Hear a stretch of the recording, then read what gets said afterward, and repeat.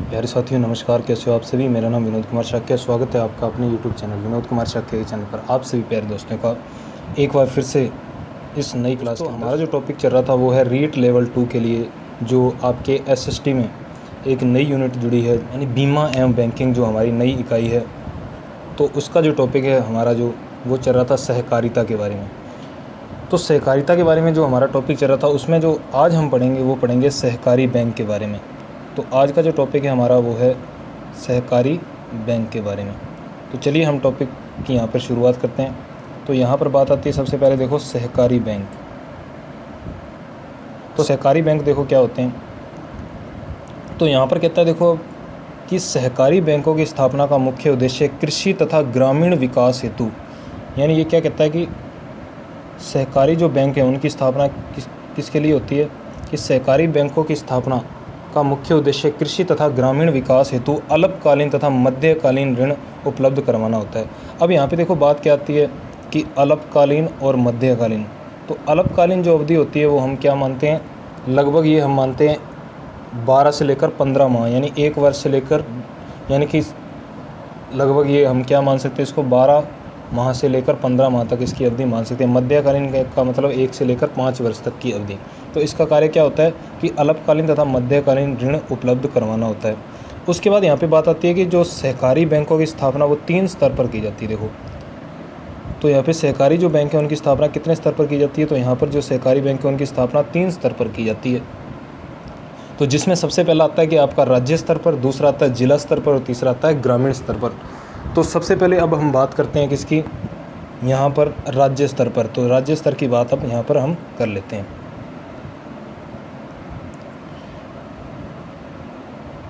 तो मेरे प्यारे साथियों यहाँ पर बात आती है सबसे पहले राज्य स्तर पर। तो यहाँ देखो क्या कहता है कि राज्य स्तर पर नंबर 1 पर कहता है कि प्रत्येक राज्य में राज्य स्तर पर एक सहकारी बैंक की स्थापना की गई है। यानी कि ये क्या कहता है कि प्रत्येक राज्य में, हम यहाँ पे बात किसकी कर लेते हैं, जैसे कि यहाँ पर कि जो राज्य स्तर पर है तो यहाँ पे कहता है कि प्रत्येक जो राज्य है उसमें राज्य स्तर पर क्या है, सहकारी बैंक की स्थापना की गई है, जिसकी स्थापना का मुख्य उद्देश्य नाबार्ड तथा, यानी जो अपनों ने ऊपर पढ़ा था NABARD, national bank for agriculture and rural development, राष्ट्रीय कृषि एवं ग्रामीण विकास बैंक के बारे में, जो नाबार्ड के बारे में, तथा केंद्रीय सहकारी बैंक, प्राथमिक सहकारी समितियों के मध्य मध्यस्थ की भूमिका निभाना। किसकी भूमिका निभाना, मध्यस्थ की। तो ये मीडिएटर की भूमिका निभाता है, यानी मध्यस्थ की भूमिका निभाता है। किसके मध्य ये, तो ये कहता है कि नाबार्ड तथा केंद्रीय सहकारी बैंक जो है उनके मध्य कहता है कि प्राथमिक सहकारी समितियों के जो मध्य है क्या है कि मध्यस्थ की भूमिका निभाता है। नंबर 2 पर यहाँ पे बात आती है। देखो नंबर 2 पर कहता है कि राजस्थान राज्य में, अब हम यानी कि हमें क्या पढ़ना है, राजस्थान राज्य के बारे में, क्योंकि हम कहाँ के निवासी हैं, राजस्थान के निवासी हैं। तो यानी कि हमें किसके बारे में पढ़ना है, राजस्थान के बारे में यहाँ पर अध्ययन करना है, क्योंकि हमारा जो ये सिलेबस क्या है राजस्थान के बारे में। तो यहाँ कहता है कि राजस्थान राज्य में राज्य स्तर पर सहकारी बैंक की स्थापना 14 अक्टूबर 1953 में जयपुर जिले में की गई। कहाँ पे की गई, 14 अक्टूबर 1953 में कहाँ पे की गई, जयपुर जिले में की गई, जिससे राजस्थान राज्य सहकारी बैंक, जिसे यानी कि हम क्या है कि जिसे किसके नाम से जानते हैं, तो जिसे कहता है कि राजस्थान राज्य सहकारी बैंक, यानी अपेक्स बैंक के नाम से भी जाना जाता है। तो ये इंपॉर्टेंट बात आ जाती है यहाँ पे कि जिसे राजस्थान क्या है, यहाँ पे राजस्थान राज्य सहकारी बैंक यानी अपेक्स बैंक के नाम से भी यहाँ पर जाना जाता है। चलिए इसके अंदर अब हम बढ़ते हैं आगे की तरफ। तो यहाँ पर देखो बात आती है अब जो है वो है जिला स्तर पर। तो मेरे प्यारे साथियों यहाँ पर अब हम बात कर लेते हैं जिला स्तर पर। तो यानी कि जिला स्तर पर जो है वो सहकारी बैंकों की स्थापना किस प्रकार से, तो नंबर 2 पर आता है यहाँ पे जिला स्तर पर। तो यहाँ पर अब हम बात कर लेते हैं जिला स्तर पर।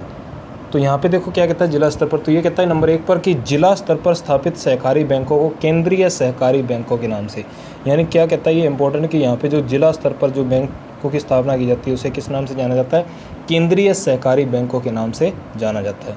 नंबर 2 पर यहाँ पे कहता है कि केंद्रीय सहकारी बैंकों की स्थापना का मुख्य उद्देश्य, यानी जो केंद्रीय सहकारी बैंक हैं इनकी स्थापना का जो मुख्य उद्देश्य है वो क्या होता है, तो केंद्रीय सहकारी बैंकों की स्थापना का मुख्य उद्देश्य कृषि तथा ग्रामीण विकास, कृषि मतलब एग्रीकल्चर किसानों के लिए, और ग्रामीण विकास का मतलब जो गाँव के अंदर ग्राम पंचायत वगैरह होती हैं, तो यानी कि उसके अंदर कहता है कि उनके विकास हेतु, तो गाँव के विकास हेतु यानी ग्रामीण विकास हेतु तो यहाँ पर ये क्या कहता है अल्पकालीन, तो ये क्या हो जाएगा यहाँ पे गलत हो जाएगा। अल्पकालीन नहीं, यहाँ पे क्या आएगा मध्यकालीन। यहाँ पे हम क्या लिख सकते हैं मध्यकालीन। तो अल्पकालीन यहाँ पे क्या आएगा कि केंद्रीय सहकारी बैंकों की स्थापना का मुख्य उद्देश्य कृषि तथा ग्रामीण विकास हेतु मध्यकालीन ऋण उपलब्ध करवाना होता है। तो यहाँ पे बात आ जाएगी किसकी, मध्यकालीन ऋण उपलब्ध करवाने की। इसके बाद आता है कि राज्य में प्रथम केंद्रीय बैंक की स्थापना वो कब की गई, वर्ष 1910 में अजमेर में की गई। कहाँ पे की गई, अजमेर में। उसके बाद कहता है कि तथा वर्तमान में राज्य में कुल 31 सहकारी बैंक, कितने बैंक हैं, 31 सहकारी बैंक स्थापित हैं। अब आप कहोगे सर यहाँ पे कि जो हमारा राजस्थान है उसमें ज़िले कितने हैं, 33। तो आप कहते हो कि सर प्रत्येक ज़िले में स्थापित किए, लेकिन यहाँ ये बात यहाँ पे क्या आती है, आगे कहता है कि यहाँ पे देखो जो इम्पोर्टेंट बात है वो यहाँ ये कह रहा है कि जो प्रतापगढ़ और धौलपुर ज़िले को, एक तो कहता है यहाँ पे प्रतापगढ़ ज़िले को और दूसरा कहता है यहाँ पे धौलपुर ज़िले को, इन दो ज़िलों को छोड़कर क्या कहता है कि यहाँ पे कि इन दो ज़िलों को छोड़कर कि प्रत्येक ज़िले में क्या है केंद्रीय सहकारी बैंक की स्थापना की गई है। तो जो प्रतापगढ़ जो ज़िला है उसके लिए कहता है चित्तौड़गढ़ जो है वो केंद्रीय बैंक की भूमिका निभाता है, यानी केंद्रीय सहकारी बैंक की भूमिका निभाता है। और धौलपुर के लिए क्या है भरतपुर, यानी प्रतापगढ़ के लिए तो कौन सा हो जाएगा, यानी कि प्रतापगढ़ के लिए तो कौन सा हो जाएगा चित्तौड़गढ़ हो जाएगा, और धौलपुर के लिए कौन सा हो जाएगा भरतपुर हो जाएगा। तो ये दोनों क्या करते हैं यहाँ पर केंद्रीय सहकारी बैंक की भूमिका निभाते हैं। अब यहाँ पे बात आती है इसके अंदर जो है वो ग्रामीण स्तर पर, यानी तीसरा जो है वो ग्रामीण स्तर पर। पहला हमने पढ़ लिया राज्य स्तर पर, दूसरा पढ़ लिया जिला स्तर पर, और तीसरी बात आती है यहाँ पे ग्रामीण स्तर पर। तो मेरे प्यारे साथियों यहाँ पर अब हम बात कर लेते हैं ग्रामीण स्तर पर। तो देखो ग्रामीण स्तर पर ये क्या कहता है, तो ग्रामीण स्तर पर ये कहता है कि ग्रामीण स्तर पर स्थापित सहकारी बैंकों को प्राथमिक सहकारी समितियों के नाम से जाना जाता है। तो यहाँ पे क्या कहता है कि जो ग्रामीण, यहाँ पे ये इंपॉर्टेंट बात है, यानी कि इसके बारे में यहाँ पे क्या है कि हम इसको इम्पोर्टेंट की दृष्टि से देखते हैं, यानी यहाँ से अगर ये हमारा क्या है क्वेश्चन भी एक बन सकता है। यहाँ पे क्या कहता है कि ग्रामीण स्तर पर स्थापित सहकारी बैंकों को प्राथमिक सहकारी समितियों के नाम से जाना जाता है। किस नाम से जाना जाता है, यहाँ पे प्राथमिक सहकारी समितियों के नाम से जाना जाता है। इसके बाद बात आती है यहाँ पे कि नंबर 2 पर प्राथमिक सहकारी समितियों की स्थापना का मुख्य उद्देश्य, यानी कि अब यहाँ से पूछ लिया जाता है कि इसका उद्देश्य क्या होता है।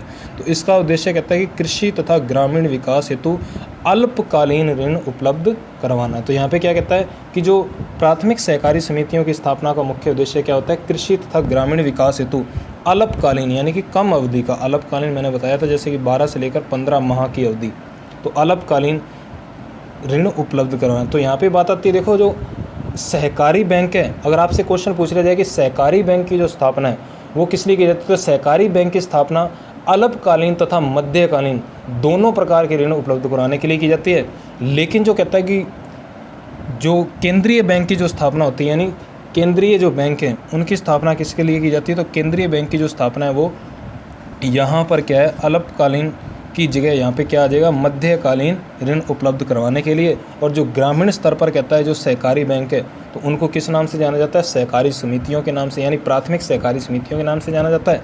और कहता है कि प्राथमिक सहकारी समितियों की स्थापना का मुख्य उद्देश्य है कृषि यानी किसानों के लिए तथा ग्रामीण विकास यानी गाँव का विकास करने के लिए, ग्राम पंचायतों का विकास करने के लिए अल्पकालीन यानी कम अवधि का, कम अवधि का मतलब हम यहाँ पे हम कैसे कह सकते हैं 12 माह से लेकर 15 माह तक की अवधि का यहाँ पर क्या किया जाता है ऋण उपलब्ध करवाया जाता है। तो ये यहाँ पर आगे बात यहाँ पे ग्रामीण स्तर की।